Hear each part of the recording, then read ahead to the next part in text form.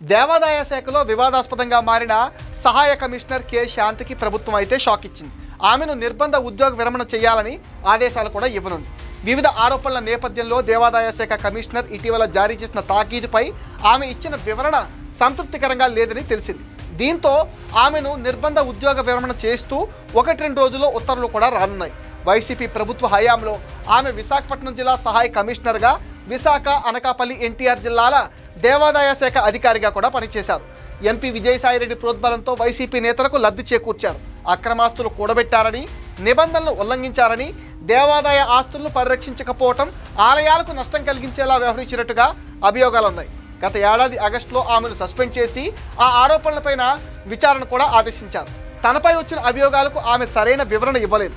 దీంతో నిర్బంధ ఉద్యోగ విరమణ ఎందుకు చేయకూడదో 15 రోజుల్లో వివరణ ఇవ్వాలంటూ గత నెల 16వ తేదీన దేవాదాయ శాఖ కమిషనర్ తాకీదిచ్చారు.